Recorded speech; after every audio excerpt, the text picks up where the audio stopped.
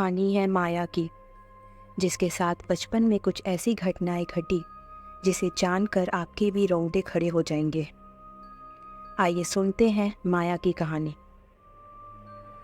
मैं 8 साल की थी जब मेरे माता पिता और मैं अपने नए घर में शिफ्ट हुए। वो घर पहाड़ी इलाके में था जहाँ आसपास और कोई नहीं रहता था।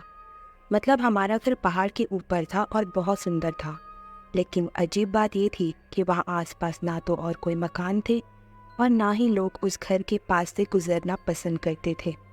न जाने क्या था वहाँ। जब मैंने पहली बार उस घर को देखा तो मैं बहुत खुश हुई। वो बहुत बड़ा घर था जहाँ मेरा अलग कमरा भी था। 1 हफ्ता हुआ था हमें वहाँ रहते। मम्मी पापा दोनों जॉब करते थे, इसलिए सुबह से शाम तक वो दोनों घर पर नहीं रहते थे। मैं घर में एक मेड के साथ अकेली रहती थी। वो दिन भर घर के काम में लगी रहती थी और मैं अपने कमरे में खेलती थी। सब कुछ ठीक था वहाँ, लेकिन मुझे ऐसा सिर्फ लगता था, क्योंकि उस दिन के बाद से मेरी पूरी जिंदगी बदल गई। दिन मंगलवार शाम 5 बजे अचानक से तेज बारिश शुरू हो गई। मैं कांच की खिड़की से बारिश को देख रही थी। मेड किचन में काम कर रही थी।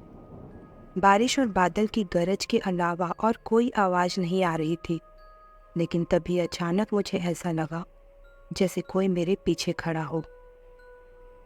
मैंने पीछे मुड़कर देखा। कमरे में कोई नहीं था, लेकिन मेरे कमरे का दरवाज़ा अपने आप खुला और बंद हो गया। मुझे लगा मेड आकर गई होगी, इसलिए मैं कमरे से बाहर गई। छोटा सा कॉरिडोर था कमरे के आगे। मैंने देखा बाहर भी कोई नहीं था। फिर मैंने मेड को आवाज़ लगाई, कविता दीदी, कहाँ हो तुम? लेकिन मुझे कोई जवाब नहीं मिला। इतने में ही पीछे से मुझे वापस एक आहट सुनाई दी। जब मैंने पीछे देखा तो डर के मारे मेरी सांसें तेज हो गई। सामने सफ़ेद कपड़े पहने कोई खड़ा हुआ था। उसका चेहरा नजर नहीं आ रहा था, क्योंकि उसने खुद को चादर जैसे कपड़े से ढक रखा था। वो मुझसे करीब 10-12 कदम की दूरी पर था। मैंने उससे पूछा, कौन हो तुम? अंदर कैसे आए? मेरे सवाल का जवाब देने के बजाय वो दूसरी ओर जाने लगा और मैं भी उसके पीछे गई। लेकिन अचानक से ना जाने वो कहाँ गायब हो गया। मैं उसे ढूंढ रही थी कि तभी दरवाजे की घंटी बजी और कविता दीदी किचन से निकलकर दरवाज़ा खोलने गई। मम्मी पापा घर आ गए थे। मैंने उन्हें उस सफ़ेद कपड़े वाले इंसान के बारे में बताया, लेकिन उन्हें लगा कि मैंने कोई मूवी देखी है।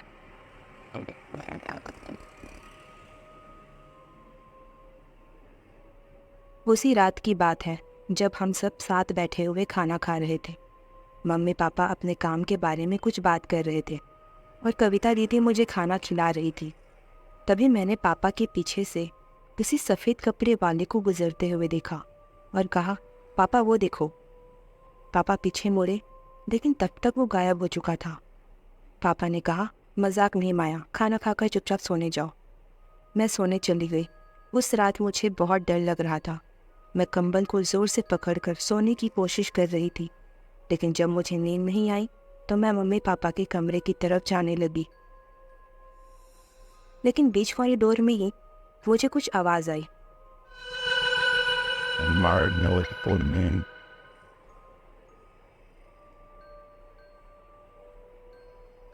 मैंने इधर उधर देखा, लेकिन आसपास कोई नज़र नहीं आया।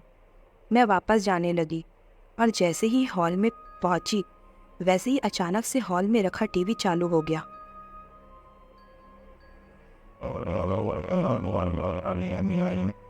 मैं डर कर वहीं रुक गई और मैंने देखा कि टीवी में वही सफ़ेद कपड़े वाला इंसान नज़र आ रहा था। तभी पापा अपने कमरे से बाहर आए और टीवी अपने आप बंद हो गया। उन्होंने डांट लगाते हुए कहा, इतनी रात को टीवी क्यों चालू किया? जाओ अपने कमरे में। मैंने कहा कि मैंने टीवी चालू नहीं किया, लेकिन उन्होंने माना ही नहीं। वो मुझे अपने साथ कमरे में ले गए और उस रात मैं उनके साथ ही सो गई।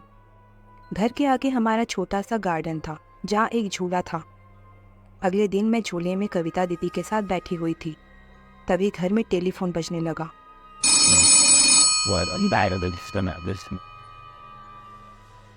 कविता दीदी फ़ोन उठाने चली गई और मैं अकेले झूले में बैठी थी कि तभी अचानक किसी ने पीछे से मुझे झूला झुलाना शुरू कर दिया। मैं डर के मारे चिल्लाने लगी, लेकिन झूला और तेज़ होने लगा। मैं रो रही थी और झूले को रोकने के लिए कह रही थी, लेकिन झूला नहीं रुका। तभी कविता दीदी आ गई और उन्होंने देखा कि झूला कितना तेज़ चल रहा है। उन्होंने कैसे भी करके उसे रोका और मुझे नीचे उतारा। मुझे चक्कर आ रहे थे, लेकिन बेहोश होने से पहले मैंने झूले के पीछे उस सफ़ेद कपड़े वाले आदमी को देखा। पता नहीं कितना वक्त हुआ था जब मुझे होश आया। तब तक मम्मी पापा भी घर आ चुके थे। मम्मी ने मुझे खाना खिलाया और फिर सोने के लिए कहकर चली गई। रात के 1 बज रहे थे जब मुझे पानी पीना था, लेकिन कमरे में पानी नहीं था। मुझे बाहर जाने से डर लग रहा था, लेकिन फिर भी मैं चली गई।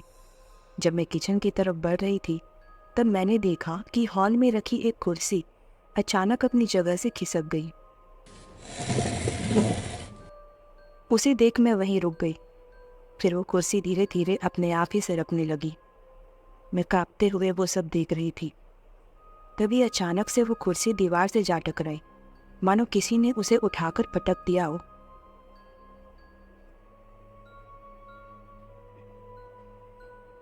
उसकी आवाज़ सुनकर मैंने अपने कान बंद कर लिए। इतने में ही हॉल में रखी सारी चीज़ें अपने आप गिरकर टूटने लगी। मैं डरकर अपने कमरे की तरफ भागने लगी। तभी मुझे ऐसा लगा जैसे कोई तेजी से मेरी तरफ भागकर आ रहा हो। मैं मम्मी पापा को पुकारने लगी और मेरी चीख सुनकर वो दोनों कमरे से निकले, जिसके बाद सब कुछ अपने आप ही शांत हो गया। हॉल की हालत देखकर वो दोनों शॉक हो गए। उन्होंने मुझसे पूछा कि ये सब कैसे हुआ, तो मैंने उन्हें पूरी बात बताई जो मेरे साथ पिछले कुछ दिनों से हो रही थी। उन्हें यकीन ही नहीं हो रहा था कि ऐसे भी कुछ हो सकता है। तभी मेरी नज़र खिड़की की तरफ गई, जिसकी दूसरी तरफ वही सफ़ेद कपड़े वाला इंसान खड़ा था। मैंने मम्मी पापा को उसकी तरफ इशारा किया, लेकिन उन दोनों ने कहा कि वहाँ कोई नहीं है, जबकि मैं उसे साफ साफ देख पा रही थी। वो दोनों मेरे लिए घबरा गए। अगले दिन दोनों मुझे लेकर एक चर्च में गए, जहाँ उन्होंने फादर को मेरे बारे में बताया। सारी बात जानकर फादर ने बताया कि 3 साल पहले उस घर में एक हादसा हुआ था। उस घर में एक आदमी रहता था, उसका नाम था जॉन, जो कि क्रिश्चियन था। सुना है कि उसकी शादी होने वाली थी बहुत जल्द, लेकिन एक रात अचानक उसकी डेड बॉडी उसी के कमरे में मिली। बहुत बुरी तरह से मारा गया था उसे। उसकी आंखें फोड़ दी गई थी, ज़बान काटकर निकाल ली गई थी। उसकी 1 साल बाद उस घर में एक फैमिली रहने के लिए आई, और अजीब बात यह है कि उस फैमिली में भी 12-13 साल का एक बच्चा था। उसे भी उस घर में सफ़ेद कपड़े पहने हुए कोई शख्स नज़र आता था और अजीबोगरीब चीज़ें महसूस होती थी। उसके माता पिता एक दिन मेरे पास आए और उन्होंने मुझे उसके बारे में बताया। उन्होंने मुझे बताया था कि रात को सोते समय उसे अजीबोगरीब आवाज़ आती थी, जैसे कोई चीख रहा हो, चिल्ला रहा हो, रो रहा हो। वो बच्चा इतना डर गया था कि घर से बाहर ही नहीं निकलता था। इसलिए मैंने उसके पेरेंट्स से कहा कि मैं घर आकर उस बच्चे से बात करूँगा। लेकिन जब अगले दिन मैं उसके घर गया तो वो फैमिली वहाँ थी ही नहीं, न जाने कहाँ चली गई। उनका सारा सामान वहाँ था, लेकिन वो लोग गायब हो चुके थे। उसके 2 महीने बाद किसी ने इस घर को खरीद लिया और उसे तोड़कर रिजॉर्ट बनाना चाहता था। लेकिन जब उस घर की पीछे वाली एक दीवार को तोड़ा गया तो उस दीवार से 3 कंकाल मिले, एक बच्चे का और 2 शायद उसके माता पिता का। उसके बाद उस आदमी ने भी वहाँ रिजॉर्ट बनाने का ख्याल छोड़ दिया और फिर किसी ने उस घर में कदम नहीं रखा। लोगों का कहना है कि उस घर के आसपास से गुजरने पर किसी के चीखने चिल्लाने की आवाज़ आती है, शायद उसी आदमी की जिसकी लाश वहाँ मिली थी। फादर की सारी बात सुनकर मेरी फैमिली बिल्कुल शॉक्ड हो गई। पापा ने पूछा कि हमें क्या करना चाहिए जिससे हमें कोई नुकसान ना हो। फादर ने कहा, मैं तो यही सलाह दूंगा कि आप वो घर छोड़ दें और कहीं और शिफ्ट हो जाएं। मम्मी पापा ने बिल्कुल समय नहीं गंवाया और तुरंत वो घर छोड़कर पुराने वाले घर में शिफ्ट हो गए।